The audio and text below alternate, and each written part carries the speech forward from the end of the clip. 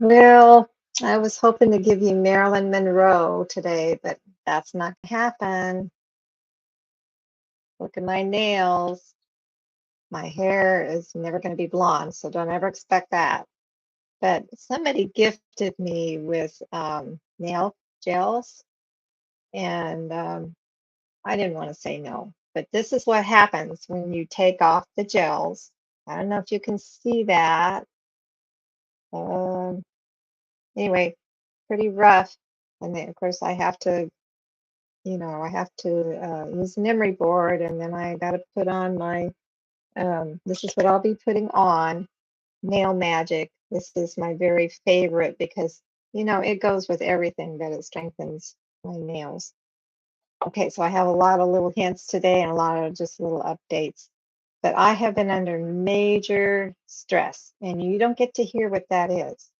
But I was doing a project that probably took me 80 hours. Anyway, it felt like an 80-hour work week to get it all done. Anyway, got it done. That was all done Friday. Then family stuff, for the weekend and everything. So this being a holiday weekend, I felt like I had a little extra time because even though I'm fully retired, being retired has its own set of work that you have to do. So anyway, I thought I'd tell you what this is all about. Um, I had this, I had just grown my hair out, and I was gonna just do some fun things like do the Marilyn Monroe, how she used to do her hair. But I guess she did her hair all different kind of ways. And so when I went to my hairdresser and I said, I want you to take this piece of hair right here and just go from there to even everything up. But I want to be able to put it behind my ears. There was just some miscommunication, and she did a great job for what she knew because I had other family members with me that were going to get their hair cut too. I went first, and I didn't take the extra minute to make sure we were on the same page. So guess what? I'm back to, I had a bad haircut in December before my mother passed away. She had to see me with short, weird looking hair. Regrettable. But so then I had the other two bad haircuts. And then I tried to cut my own hair because I got freaked out about I'm kind of new to this area. Didn't really know who I could trust. I don't have a whole lot of money, so I can't just, you know, spend $50. And that's the quote I got on the phone for somebody who was referred to me. Later I told them, and they said, they never charged me that much. And she's got really long hair. Anyway, so I tried to cut my own hair because I am good with cutting hair. I cut people's hair all the time. But reaching back here to cut your own hair, that's just a little weird. And of course, the one spot where if I cut it wrong, I get a rooster, I had cut it a little too short. Okay, so then I grew it out, grew it out, grew it out, and I thought, so I told her just barely take a tiny bit off this one and go from there. Okay, so anyway, I ended up with pretty short hair. I don't know what to do with it. So, afterward we were talking about, how I had said I'm going to style my hair like Marilyn Monroe. And she goes, well, Marilyn Monroe had some short hairstyles. And I looked on her wall, and there it was, a picture of Marilyn Monroe with a short cut. So I thought, I'll curl my hair and I'll give this a try. So we'll see what happens. I tried this yesterday. I almost did a stream yesterday, but one thing and another happened, and it just didn't happen.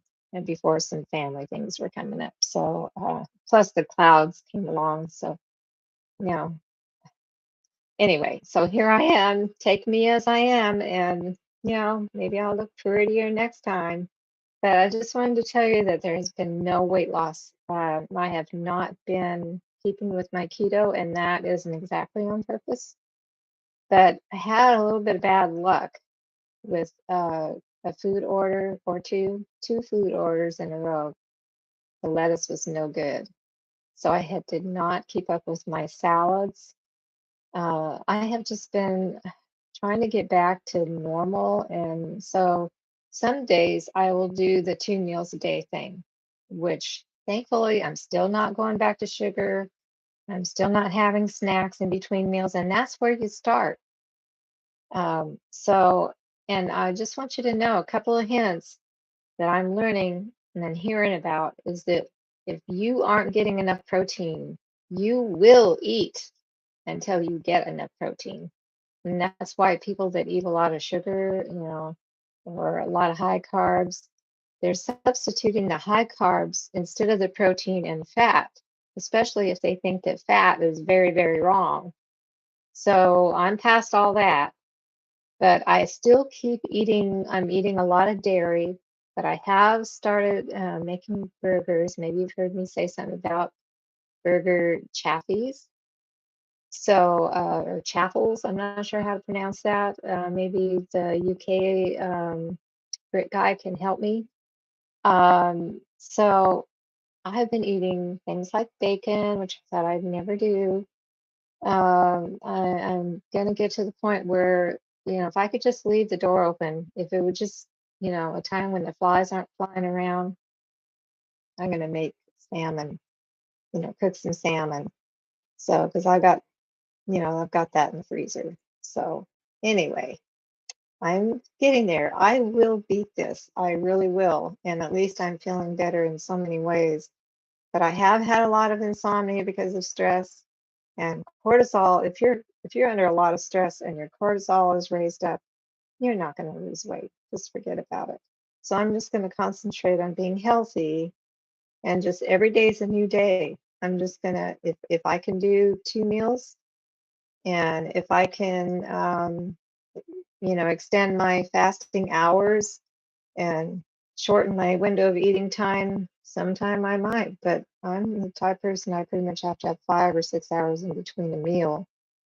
If I'm going to eat enough to get protein, it's going to take a while to digest that. So anyway, if you have any hints about how to prevent insomnia, I learned one thing. Here's your other hint um, from the sleep doctor. And you do your chronotypes. Well, I'm a bear. Do I look like a bear? Anyway, I'm a bear. So what that means, I think, is that I need to have a cold room. Well, that didn't work the other night because my nose got cold. Okay, so I have to have it about 73 right now. But when I go visiting, they keep their cooler on, their AC. They keep that going down to 70. So, but if I'm getting enough protein and if I eat later at night, if I eat a third meal, usually I stay warm. So that's how I fight that. So, okay, little by little, every day's a new day. You just find a way to make things work. But also keeping a dark room. So go get your chronotype done, and you'll figure all that out. But sometimes I can't get to sleep, or no, what was happening is that when I was eating 2 meals a day, I would wake up, I go to bed early. It was easier to fall asleep. I can get to sleep, but that's another process which we could talk about in the future. But I was waking up at 2 or 3 in the morning, couldn't get back to sleep for a couple hours. So that's when I went back to the sleep doctor on YouTube, of course. And he said, okay, so bears, they could go to bed a little bit later. So now I'm staying up until 10:30, which I figured out means go have a bedtime story at 10. At least for me, that's how that works.